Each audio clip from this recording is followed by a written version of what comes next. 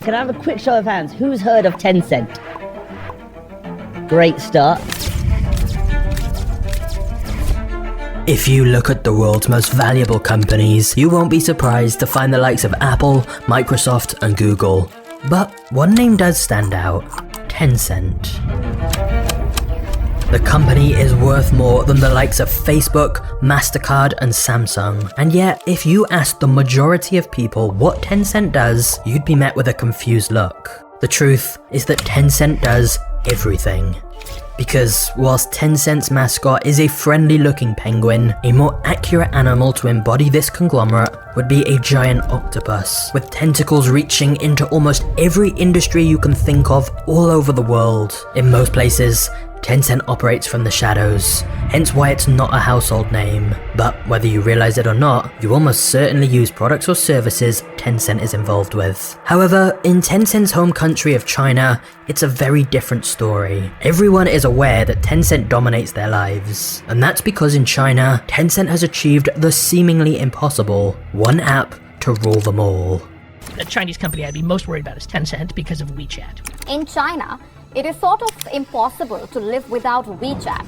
It dominates every aspect of life in China, from banking, gaming, shopping, social media. It's so essential to their daily life. One business executive compared it to me, saying that it was like water or electricity. You see, Tencent created an app called WeChat that's been dubbed the Everything app, or the operating system of China. And that's because almost all of China's 1.4 billion population use this app for an average of 4 hours every day. That's more than the average American user spends on all social media apps combined. And the reason people in China use WeChat so much is because it's basically every app you can think of rolled into one. It's essentially Facebook, PayPal, WhatsApp, Netflix, Google, Spotify, Uber, Yelp, Tinder, Zoom, YouTube, Deliveroo, Amazon, and lots more, all in one single app. Now, there's no doubt that this is extremely convenient. Everything connected in one app and one profile. You pay your bills through it, call your friends through it, and essentially live your entire life through it. However, one single company having access to literally all your data, every aspect of your life, from your exact location to your entire bank history to every message and call and search you've ever made, it's a lot. And then it gets worse when you realize that the line between where Tencent ends and the Chinese government begins is blurry, meaning the Chinese Communist Party, known as the CCP, has access to all that information as well, making WeChat one of the most powerful surveillance tools ever created. Not just that, but private messages and images that are sent through Tencent's apps like WeChat are scanned to see if they need to be censored. If you say anything that the Chinese government doesn't want you to, the best case scenario is your message just doesn't get delivered. Worst case scenario is you end up in jail or simply disappear. For example, one citizen literally just made a light-hearted joke to some friends about a government official and soon found himself jailed for a text. And it almost seems like the CCP wants people to be aware of this in order to prevent them even trying to say anything they don't like in the first place. Because the Chinese government has even openly confirmed that it can access deleted WeChat conversations as well without permission from the user or courts. Now, of course, as we know from Snowden's leaks, countries surveilling their citizens with technology is certainly not just something that happens in China. However, China has definitely taken it to new levels. Amnesty International is an organization focused on human rights and carried out a report of how messaging apps handle their data, and they concluded the worst offender by far was Tencent, the only company to literally score 0 out of 100 for its treatment of data. This is because of massive problems about transparency and what they do with data, where it ends up, and not even denying that it gives the CCP a backdoor to access all encrypted messages. Now, of course, pretty much all Chinese companies have to have some ties to the CCP in order to be allowed to succeed. But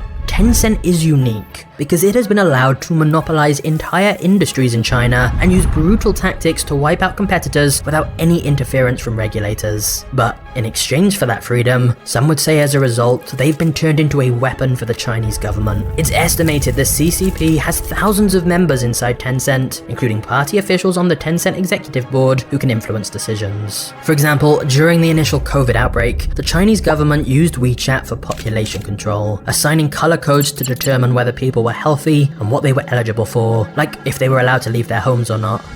Another example is ordering Tencent to change their games to conform to Communist Party values, as well as making Tencent add facial recognition to their games so kids can only play them for a max of 90 minutes per day. But before you think this doesn't affect you, think again. The vision of Tencent is to connect people and connect everything.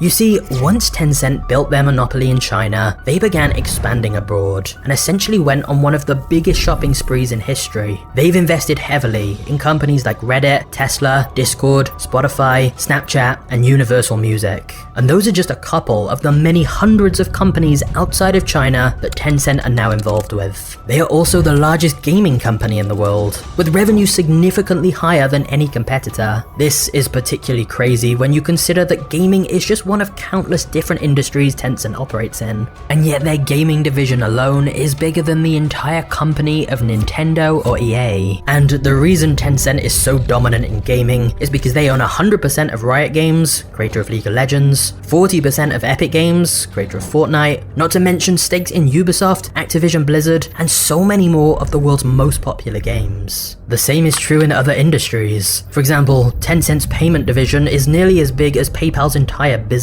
and it's reported WeChat Pay generates over 1 billion payment transactions per day, more than Visa and MasterCard combined. They've also got Tencent Music, they're huge in esports, and are even now involved in making Hollywood movies like Men in Black. I think if you look at Tencent Music, the company makes about 400 million, 500 million in profit. In other words, it's hard to fully grasp just how large Tencent is. But it's only recently that the West has started to realize the influence Tencent, and thus China, actually have. One small example was how Blizzard, the World of Warcraft studio partially owned by Tencent, banned a gamer who endorsed the pro-democracy movement in Hong Kong. In other words, China seemed to be using Tencent as a weapon to influence decisions outside of China. This caused many people to ask, how is this one Chinese company seemingly now dictating what people in the US are allowed to say? The same was true with the NBA. You see, Tencent Video has a deal with the NBA to stream their matches, but in 2019, Daryl Morey, manager of the Houston Rockets, tweeted, "Fight for freedom, stand with Hong Kong." In response, Tencent said they would not be streaming any Rockets matches in future. So, soon after this, the manager was forced to delete his support for Hong Kong, backtrack on his stance, and apologized for his inappropriate tweets. Players then came out stating that they love China. Yeah, we apologize. We love China. We love, playing there. So, whilst in recent years some have started to wonder if China could use Tencent to influence things abroad, the answer seems to be that they already are. Multiple governments from the US to India have now called WeChat a security threat, and others have suggested it's a monitoring weapon in your pocket. And turning now to the major decision by the Trump administration banning the popular social media apps TikTok and WeChat from U.S. app stores. U.S. President Donald Trump issued an executive order last month targeting the app as a security threat. But what's perhaps most fascinating about Tencent's story is that you can look at it in two ways. On one hand, Tencent is one of the greatest business success stories ever. At one point, the company had only $1,000 in its bank account. And so the journey of how a group of friends turned their struggling startup into one of the world's largest companies is remarkable and filled with useful lessons and genius business strategies. What they have achieved is ridiculously impressive, and there is definitely an argument that Tencent has been unfairly caught in the middle of a political storm that they didn't want any part of. But on the other hand, Tencent is often surrounded by controversy. This includes their brutal monopolistic practices to crush any competition, their blatant plagiarism of just ripping off other companies and apps, their extreme censorship and violations of privacy and freedom of speech, accusations of poor working conditions, and the fact multiple countries now see it as a national security risk because of its close ties to the Chinese government.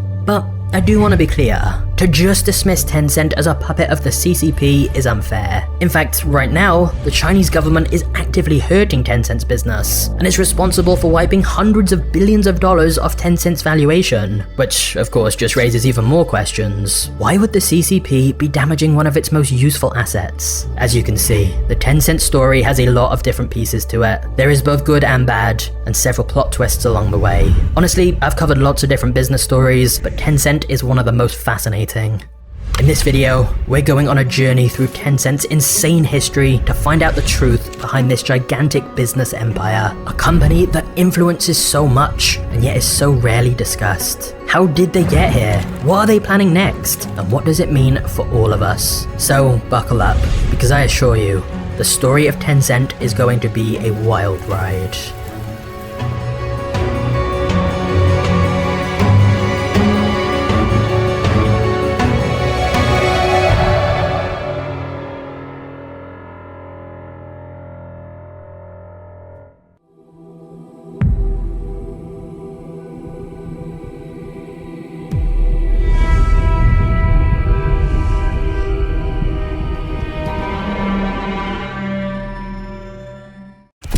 If you walked past Elon Musk, Jeff Bezos, or Mark Zuckerberg, I'm pretty sure you'd notice. But when it comes to Tencent's founder and CEO, despite running such a gigantic, influential corporation, it's quite likely you've never even seen him before. He goes by the name of Pony Ma in English.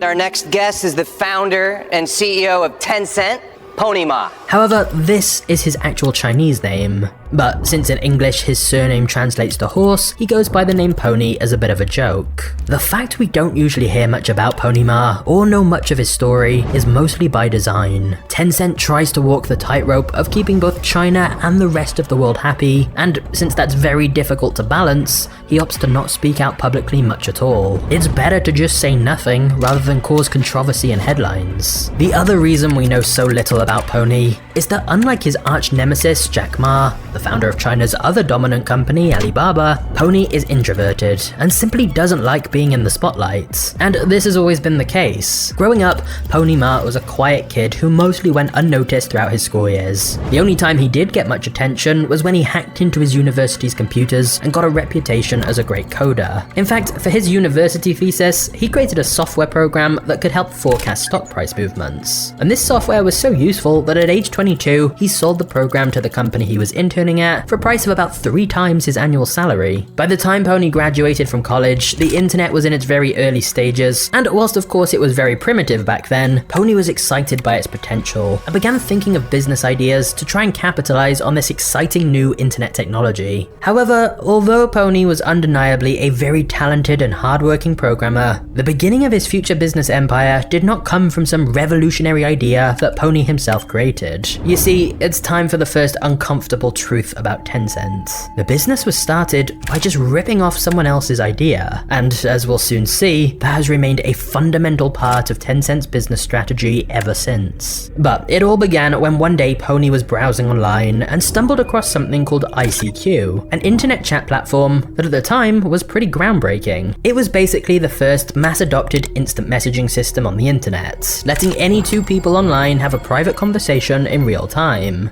So in 1998, Pony and his Tencent co-founders, which was 3 of his friends from school, launched their own duplicate chat service that was more catered to the Chinese market. Now, admittedly, it was a common practice in China to just clone popular Western services. For example, Baidu copied Google, Alibaba copied eBay, Weibo copied Twitter, and so Tencent copied ICQ. But just to demonstrate how much of a rip-off Tencent's chat product was of ICQ, they literally called their service OICQ. So they just added the letter O to the name. Initially though, Tencent's future looked bleak. They got the cheapest office they could in a chaotic and loud neighborhood full of street vendors peddling knockoff electronics. They were crammed into a tiny room, which bizarrely had a disco ball hanging from the ceiling. To be fair though, once Tencent had set up their internet chat service, OICQ, they did a great job of tailoring it more towards the Chinese market. One simple example of this is that because download speeds in China were so slow in the 90s, it would take ages for people to download most chat programs, whereas Tencent made sure their chat software had a much smaller file size, so downloaded much faster.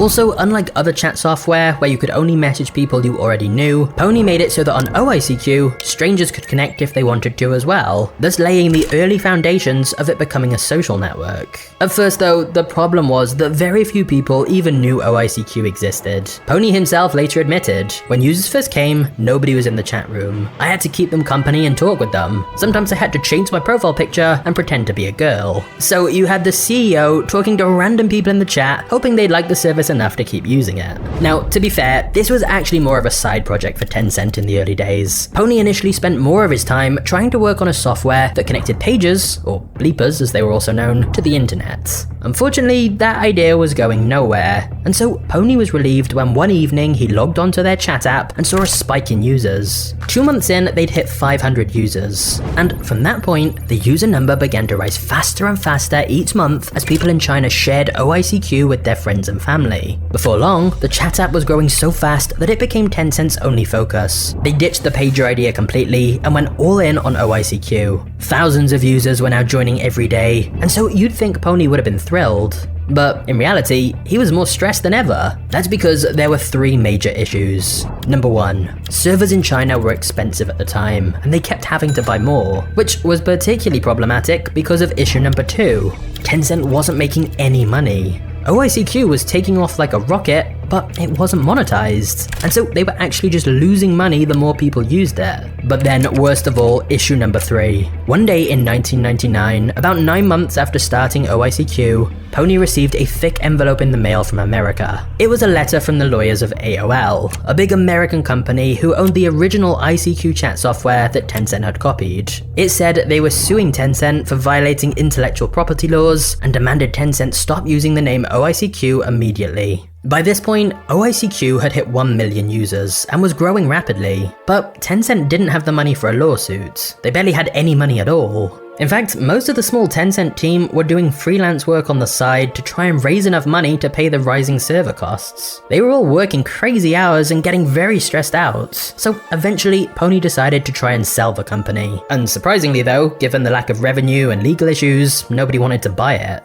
People just kept saying they didn't see how it would make enough money to be sustainable. But then Pony learned about the concept of venture capital. Investors who were looking for companies that weren't necessarily profitable yet, but had huge future potential. As soon as Pony learned about this concept, he immediately began contacting VC firms and managed to get a meeting with China's most well-known venture capital fund called IDG Capital. In the pitch, Pony used an unusual tactic. Brutal honesty. He told IDG, if you don't fund us right now, Tencent will probably die, and even if you do give us the money, the future is still uncertain. Pony also admitted they weren't fully sure how they would even monetize their chat software, but what he did know is that millions of Chinese people liked using it and that there could be real value there. Now, you'd think that this would be pretty underwhelming to investors, but surprisingly, IDG Capital agreed to invest in Tencent. Years later, one of IDG's decision makers said that Pony's total honesty, rather than the typical overconfidence and false promises that founders often make, is actually what made him think Pony was a really down-to-earth guy who could be trusted, which encouraged them to invest. So, IDG Capital, along with another VC firm, together invested $2.2 million for 40% of Tencent's business. It's not an exaggeration to say that if the deal had not gone through right then, Tencent probably wouldn't exist today. Not only were they nearly out of money, but the dot-com bubble burst in 2000, and investment in cash-burning internet businesses all but dried up.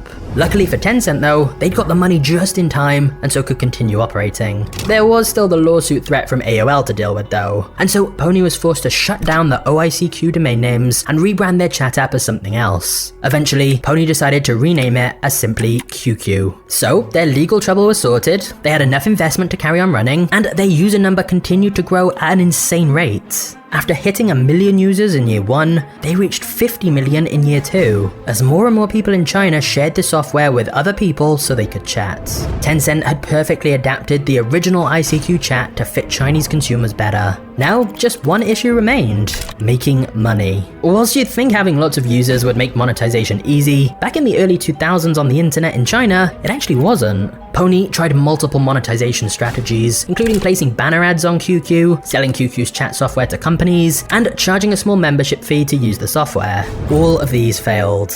And in fact, the membership fee in particular backfired horribly. People in China hated the idea of paying a fee to use any internet service, and so this allowed some competitors to gain market share from Tencent. On QQ's third birthday in 2003, Pony scrapped the subscription fee and made QQ completely free again. But of course, they had to make money somehow. Luckily, it was around this time that some Tencent employees had discovered a Korean website called sayclub.com, which allowed people to create personalized avatars with customizable appearances and clothing. It seemed really popular in Korea, so Tencent decided to once again copy a popular feature from elsewhere and launch their own avatar feature inside QQ called QQ Show, thus giving Chinese citizens a way to express themselves by having their own unique character to represent their profile. For a very small fee, you could buy designer clothes, accessories, and styles for your character. Whilst buying things for your avatar was cheap, equivalent to just a few cents, it cost Tencent nothing, and those microtransactions added up fast. This feature quickly became very popular, especially amongst younger users. Your avatar became a signal of your status, and the feature worked particularly well because many people had started using QQ as a dating app,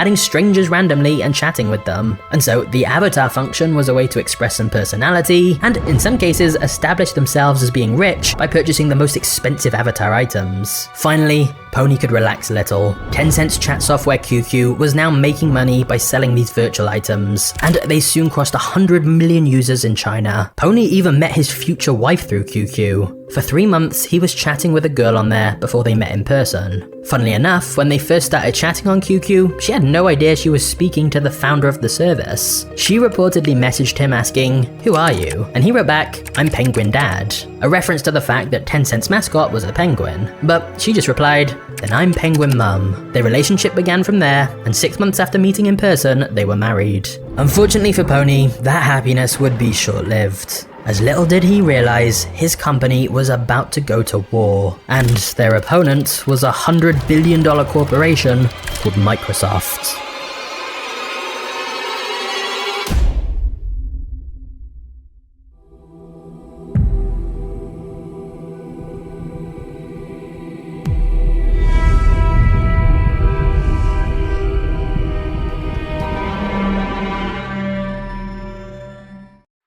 In 2004, a chat service called MSN entered the Chinese market as a direct competitor to Tencent's QQ. MSN was run by Microsoft, which was terrifying for Tencent, as Microsoft had such vast wealth and resources. And Microsoft had decided to double down on its efforts in China, given it was such a massive market. And since their chat service was much more professional and streamlined than QQ, MSN quickly attracted businesses and students. QQ seemed more like a casual chat application, but less of a serious communication tool. On the other hand, MSN was becoming more widely used in offices in China, and thus it was quickly eating into QQ's market share. Tencent really just had one big advantage over Microsoft though. MSN's decision making was much slower because of their bureaucratic corporate hierarchy, where every big decision had to be signed off by their American headquarters. For example, it was actually MSN's China team who suggested the idea that users should be able to still receive messages even while offline and be able to see them when they came back.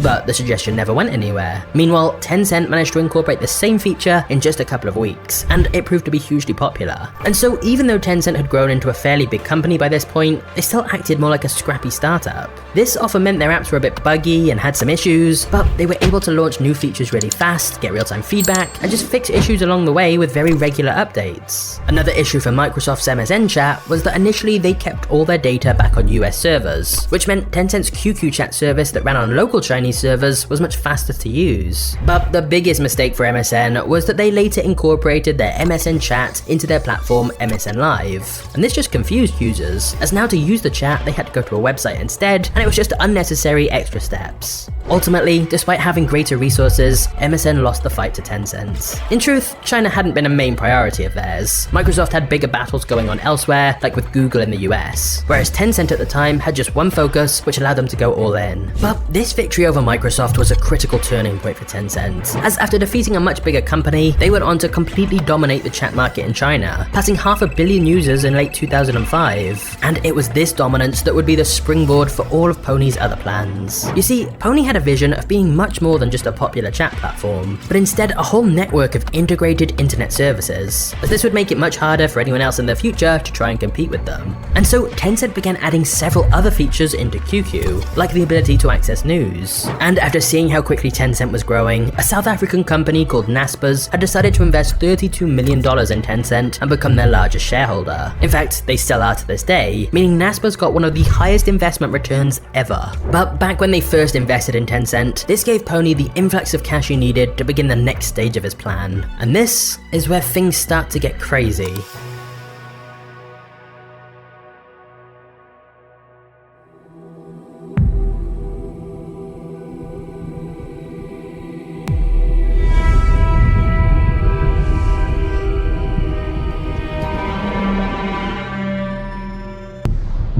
Tencent had realized that a lot of people used QQ whilst playing games, as people would chat with their friends whilst they were all playing. So Tencent decided the next logical place for them to expand was into both acquiring and building games of their own. Since they already had such an active user base, within just a year of integrating games into QQ, Tencent had added another $50 million in annual revenue. Now, Tencent's quick expansion into the gaming market was aided massively by the fact they were a Chinese company. As you may know, the internet in China is restricted by the Great Firewall, which stops people within China accessing many websites the Chinese government don't want them to, including the likes of Facebook and YouTube. And that's largely because it wants to censor what its citizens can see, but it's also because it wants to promote local Chinese companies instead. And as a result, in many industries, China has a policy where foreign companies have to partner with a local Chinese company to be able to sell their products or services in China. And so this meant Tencent could simply team up with makers of successful games in other countries, and then adapt and distribute their game to the Chinese market. These licensing deals allowed Tencent to make a lot of money quickly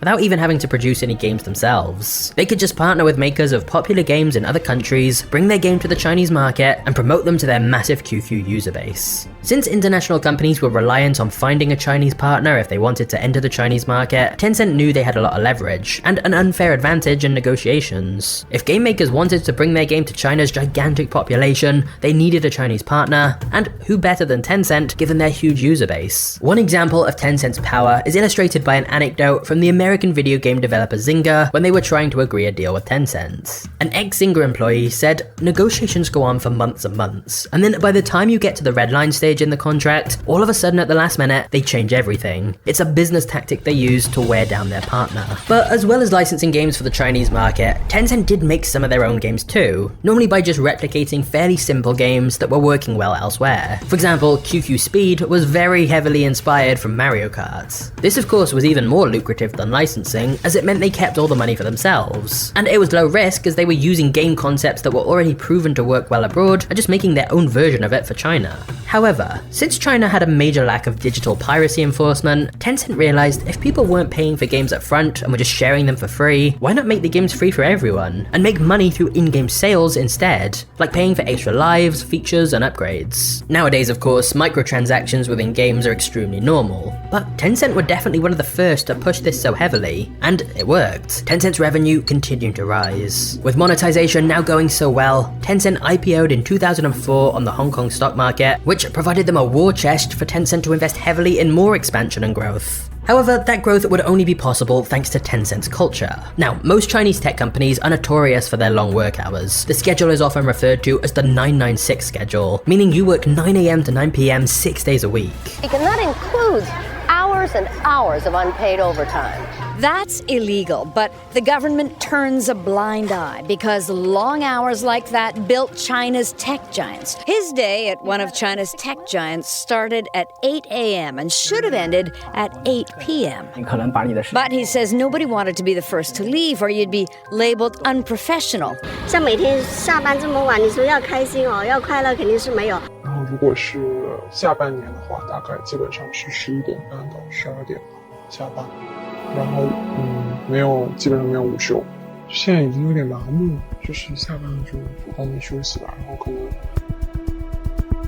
And certainly at Tencent, the culture was very demanding, with internal meetings often going on past midnight. But Tencent also had a strict hiring process, as Pony believed that 5 A players were better than a team of 50 who weren't fully committed, as even one person lowering the standards and not working hard can reduce team morale and drag down everyone else to their level. Not just that, but one of the key culture decisions Pony made after their battle with Microsoft was to ensure that almost everyone in the business had freedom to pitch new ideas and work on new projects. So rather than having a specific research and development division, everyone was expected to innovate. As a result, the whole of Tencent's workforce were actively monitoring the market for new apps and ideas they could essentially rip off and incorporate into QQ. Even Pony himself said in an interview at the time, "I don't blindly innovate. The smartest approach is to learn from the best examples and then try to surpass them." Pony pointed out that this is exactly what American tech giants like Microsoft and Google did as well. But in China, it really was the Wild West where anyone could just blatantly copy anyone else with no protection. And to be fair, this wasn't one way. Whilst Tencent copied others, others copied Tencent as well. But because Tencent's QQ software gave them access to hundreds of millions of Chinese users, it meant they could then divert that attention to the new features they launched, giving them a huge advantage. Before long, Tencent had a notorious reputation as a killer copycat.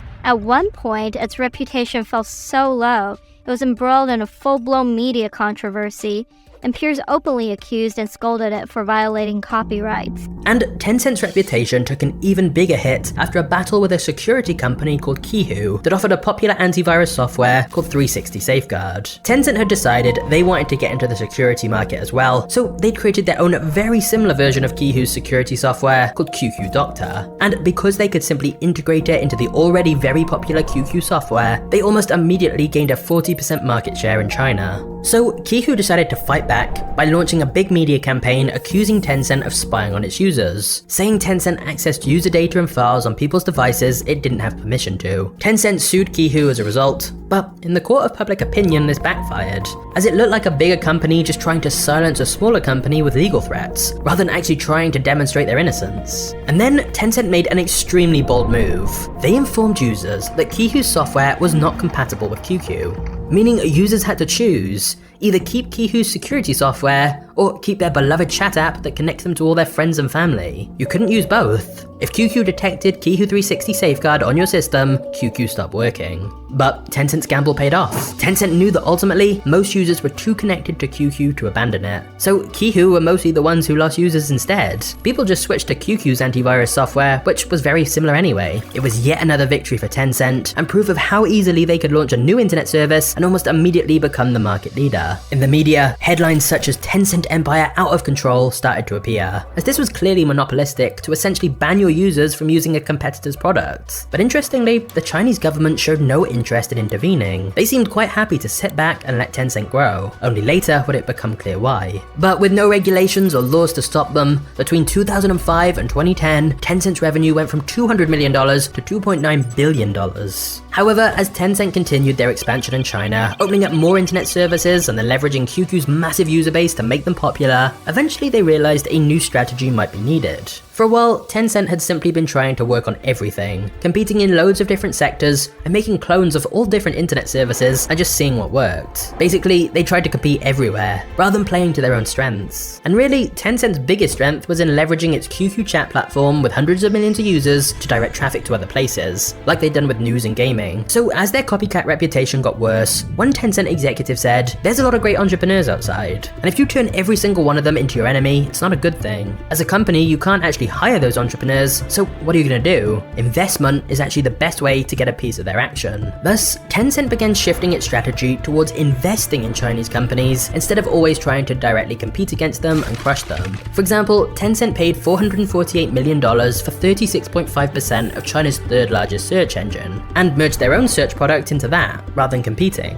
Tencent was now willing to back a champion rather than do everything itself. Essentially, Tencent's new strategy was almost to become a startup incubator. It would invest in businesses and take some of their equity, and then build an ecosystem of connected companies that it could help grow using its existing user base and infrastructure. Another example was when Tencent combined with China's second largest online retailer, JD.com. Tencent had no real expertise in e-commerce themselves, and so they figured it made sense to just back one of the most prominent companies in the industry in exchange for equity, and then leverage their own internet traffic, experience, and capital to help the company they backed succeed. As a result, Tencent became a kingmaker. As support from Tencent could help ensure a company was successful, and from Tencent's perspective, it meant they massively reduced operational complexity as they weren't doing literally everything themselves anymore. Before long, Tencent was one of China's biggest investment companies, and QQ was now much more than a chat software. It was a portal to many other internet services that Tencent had either created or invested in, and thus, QQ seemed unstoppable. But interestingly, the one app that would eventually surpass QQ was also created by Tencent.